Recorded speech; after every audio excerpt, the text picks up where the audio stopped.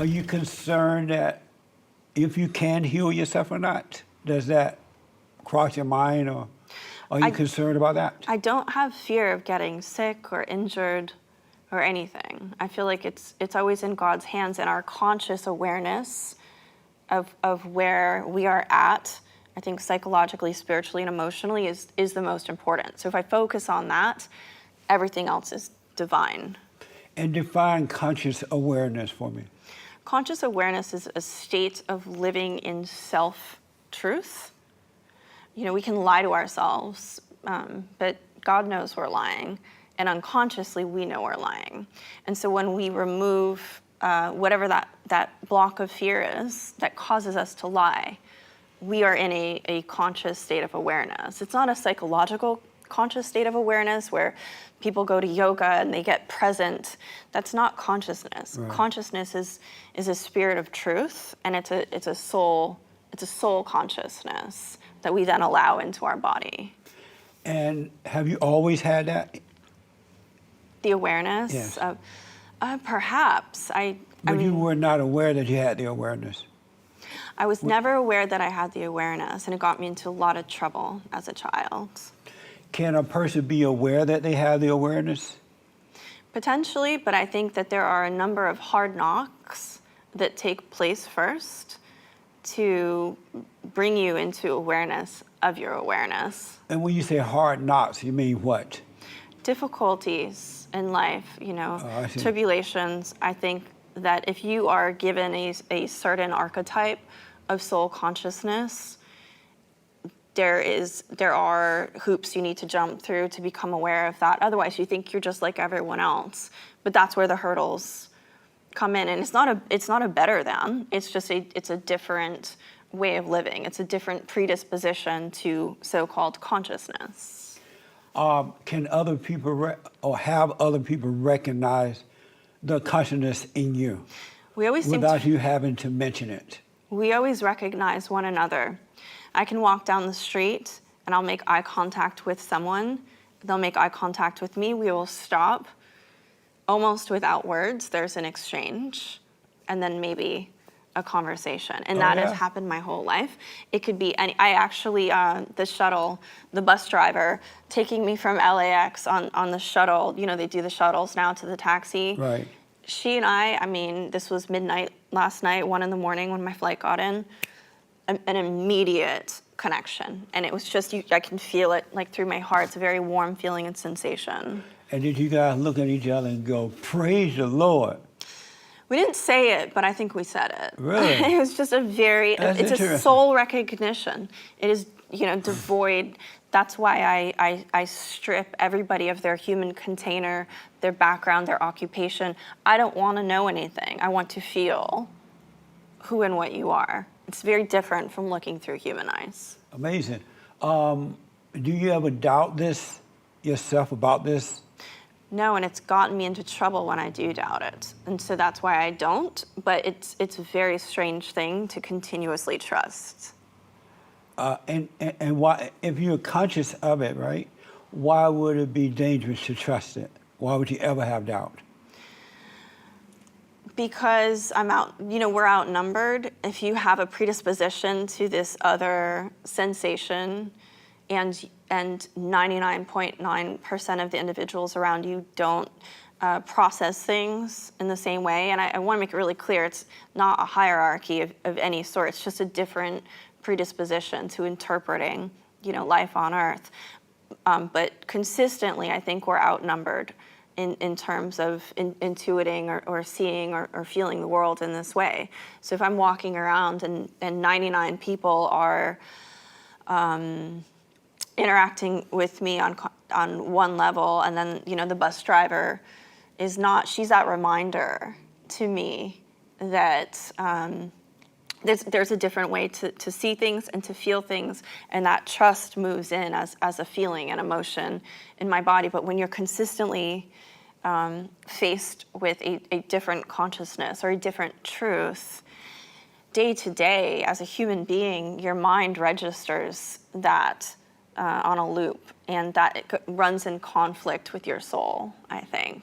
So when your family, when you saw this bus driver last night, or, and you guys looked at each other and you knew what was going on, Yeah. did you say anything to each other? We had small talk, but it was like verbally? Yeah, but it was almost like I would just speak to a friend, just incredible ease, and I know you energy. And she erupted with a huge smile, as did I. I think we were both dead tired. 1 o'clock in the morning, huh? It was the last. She said, "This is my last drop off." Yeah. And I couldn't wait to get to my hotel. So would you call this energy God? It's a God energy. Is there a Satan energy as well? Oh, there's a huge Satan energy. And what is described as Satan energy? It's everything that God isn't. It's an opposition to all that is peaceful, all that is neutral within our mind, body, and spirit. It needs a home. Satanic energy, demons, they desperately need housing. And they need tangible housing. So if we are souls and bodies, that demonic energy will look for openings.